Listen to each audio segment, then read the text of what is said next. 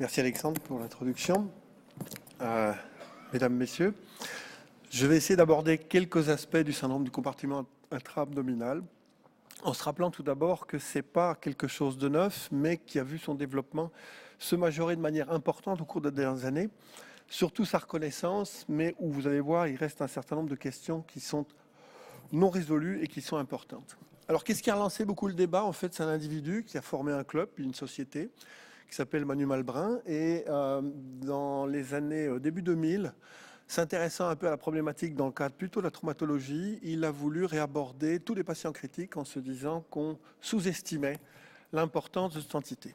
Et dans un travail prospectif auquel on a participé, mais vous voyez que c'est un grand nombre de réa, mais finalement un petit nombre de malades, c'était de montrer qu'en faisant un one-day prévalence et une mesure de la pression intra-abdominale au premier jour d'admission en réanimation, on retrouvait une proportion non négligeable de patients qui avaient une pression intra-abdominale augmentée, à savoir qu'on la retrouvait en la définissant comme étant une valeur de plus de 12 mm de mercure chez plus de 50% des patients, avec un petit sous-groupe dans cette population-là qui présentait un syndrome du compartiment abdominal, c'est-à-dire une pression au-delà de 20 mm de mercure et des dysfonctions d'organes. Alors l'idée était de savoir s'il y avait moyen de prédire sur base de la clinique et sur base des facteurs associés ceux qui allaient développer une pression élevée et secondairement un syndrome du compartiment. Et dans cette petite série, la seule conclusion, c'est que c'est le body mass index qui était le seul bien corrélé à ce tableau-là, tandis que le remplissage excessif ou l'insuffisance rénale était à la limite de la significativité, donc n'était pas un signal. Comme il n'y avait pas de bonne corrélation, la proposition était de dire il faut le mesurer chez tout le monde, puisqu'on est incapable sur le plan clinique de faire une corrélation entre le tableau et l'existence d'une pression élevée. Alors sont arrivées des redéfinitions, définitions qui ont été affinées au cours des années, et où on a même défini des grades de sévérité en fonction du niveau de pression. On va parler d'hyperpression intra-abdominale dès le moment où on dépasse 12 mm de mercure, mais vous voyez qu'il y a une gradation 1, 2, 3, 4 en fonction du niveau, en sachant qu'un grade 4, c'est plus de 25 mm de mercure. Par contre, la définition du syndrome du compartiment abdominal, c'est une pression soutenue au-delà de 20 mm de mercure avec des dysfonctions d'organes. Et donc, c'est un phénomène on-off. Ce n'est pas juste le niveau de pression, il faut la présence de dysfonctions d'organes. Et va s'associer à ça alors tout un travail d'analyse et d'explication physiopathologique et aussi des mesures toujours par le même groupe, d'étudier mieux le volume intra-abdominal, d'étudier la compliance abdominale et les relations pression-volume au niveau abdominal. Alors, est-ce que c'est fréquent d'une part et d'autre part, comment la mesurer ? Ce même groupe, évidemment, un peu dans un conflit d'intérêts, a commencé à développer une série d'appareils relativement onéreux pour montrer finalement que la méthode la plus simple et la plus recommandée, parce que pas chère et étant absolument fiable par rapport aux autres techniques, c'est la mesure de la pression intravésicale. Mais vous voyez dans la partie gauche de la diapositive que plusieurs endroits de mesure de pression sont utilisables, que ce soit la vessie, que ce soit en intragastrique, que ce soit rectal. Certains ont même voulu corréler ou utiliser la mesure de la pression dans la veine cave ou en cas de présence d'un cathé fémoral, avec là malheureusement une moins bonne corrélation, mais au final, la mesure se fait par la pression intravésicale dans des conditions patient couché sur le dos, à plat, ligne médio-axillaire pour faire votre zéro, une injection de 25 ml de sérum phi dans la vessie, pas de phénomène de toux, une relaxation, et à ce moment-là, vous faites une mesure en fin d'expiration. Et voilà, pour ceux qui l'utilisent dans la pratique courante, il vous suffit d'avoir un rack à 3 robinets, 3 voies et de connecter un sac, votre sonde vésicale, un transduceur pour la mesure et une seringue pour injecter le liquide. S'assurer quand même qu'il n'y ait pas de bulle, que ça vous donne souvent des signaux complètement amortis et fausse complètement la mesure de la pression. Alors, est-ce que c'est un phénomène qui, parce qu'il est mieux recherché, est plus fréquent qu'on l'imagine ? 1. Et 2, est-ce que, à force d'augmenter les séries et les analyses prospectives, on a pu mieux dégager les facteurs de risque associés à ce syndrome ou en tout cas à une pression intra-abdominale augmentée? Je reprends ici ce travail qui est une large série, qui est une étude monocentrique, mais qui reprend plus de 2500 malades au cours de 15 années et qui va voir si au cours des années, on va, 1, la diagnostiquer plus fréquemment, 2, est-ce qu'il y a des populations qui ont changé, 3, est-ce qu'il y a un pronostic qui est différent. voyez ici simplement ceux chez qui ça a été mesuré versus ceux chez qui ça n'a pas été mesuré. Il y a une tendance à le faire plus souvent chez les sujets âgés, chez les hommes, chez les obèses, les chirurgicaux, ventilés, sous support vasopresseur, en insuffisance rénale et qui ont des scores de sévérité plus importants. Il s'agit là d'observationnel avec une analyse rétrospective. Qu'est-ce qu'on voit également? Que simplement ceux qui ont une pression intra-abdominale augmentée sont pas finalement plus âgés, c'est plus souvent des hommes, sont plus obèses, ont plus de procédures chirurgicales, sont ventilés, plus de vasopresseurs, ont plus souvent du sepsis et ont reçu plus de liquide.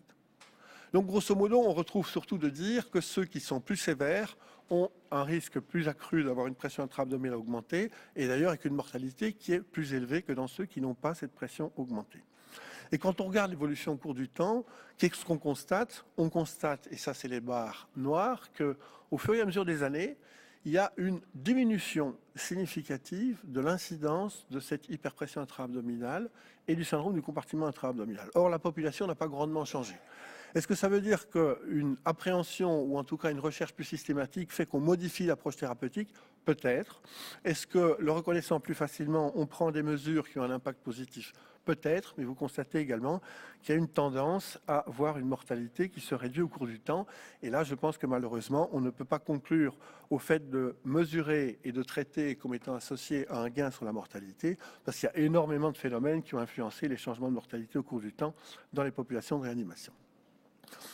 Alors, faut-il la mesurer chez tout le monde? La réponse est probablement non. Et vous voyez ici toute une série d'études prospectives de petite ou de grande échelle, montrant cette incidence qui va tourner aux alentours de 25 à 50% pour ce qui est d'une augmentation de pression intra-abdominale et un syndrome du compartiment abdominal qui va atteindre 5 à 10% selon le type de population. Et qu'est-ce qu'on retrouve généralement toujours associé?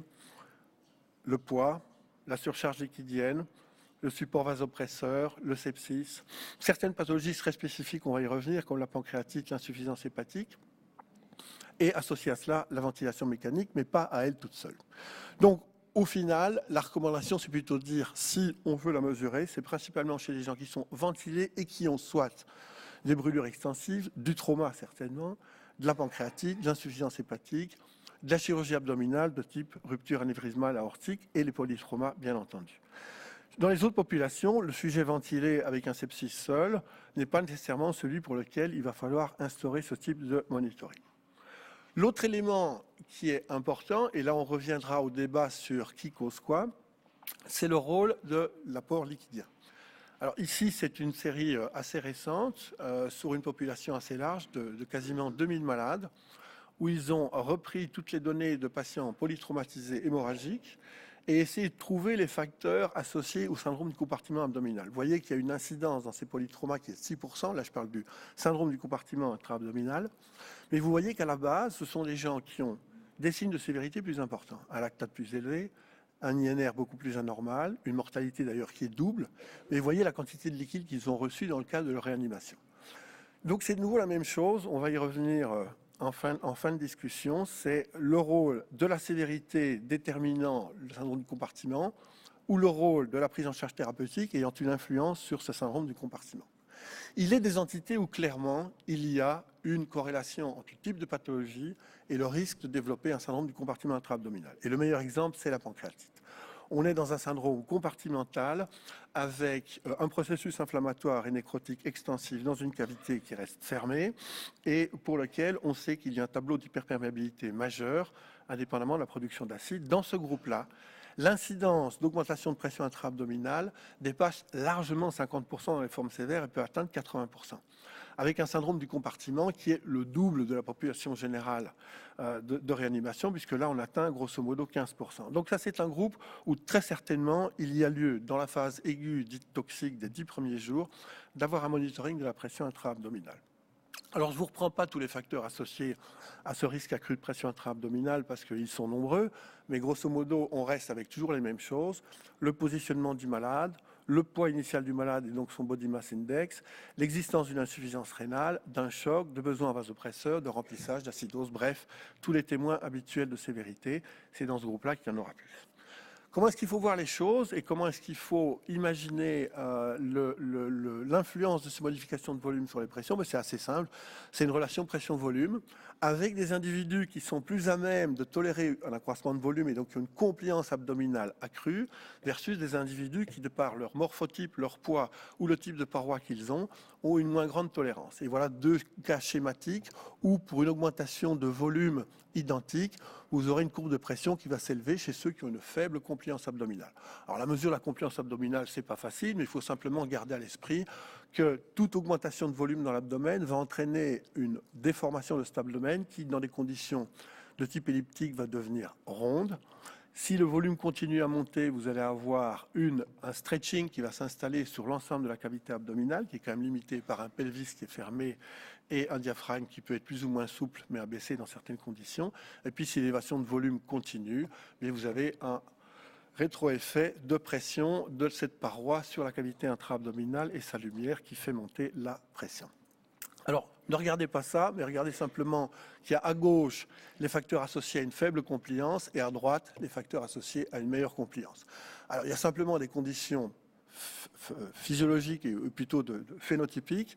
Les hommes jeunes, musclés, de plus petite taille, sont plus à risque que les femmes ou les maigres ou les gens qui sont de grande taille.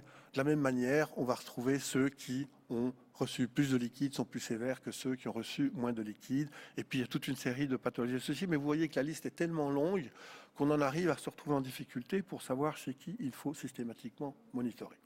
Alors, quel est l'impact d'une augmentation de pression intra-abdominale?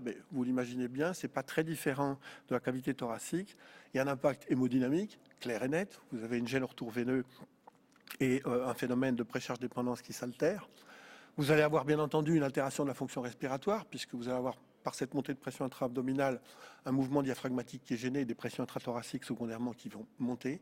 Et il y a surtout un signe qui est le plus précoce en général, c'est une altération de la fonction rénale, on va y revenir, mais ça peut aller jusqu'à une altération de la perfusion cérébrale, et ça évidemment ça a un impact sur le plus long terme qu'il ne faut pas négliger, de sorte que chez ces gens-là, dans les groupes considérés comme à risque, il faudra être particulièrement attentif. Alors quelle est l'hypothèse principale qui conduit à la dégradation de la fonction rénale? Mais on revient toujours à la même chose, à savoir une relation pression-volume, et où un certain nombre d'individus ont une capacité à répondre au niveau rénal qui est différente des autres. En résumé, lorsque vous montez la pression intra-abdominale, vous allez diminuer le débit cardiaque, diminuer la pression de perfusion artérielle, et vous allez augmenter la pression veineuse, de sorte que votre gradient de filtration est diminué. Le mécanisme la réponse physiologique de l'individu va être de tenter de diminuer la résistivité de l'artère et donc d'avoir un effet vasomoteur d'ouverture de l'artère pour accroître le débit rénal.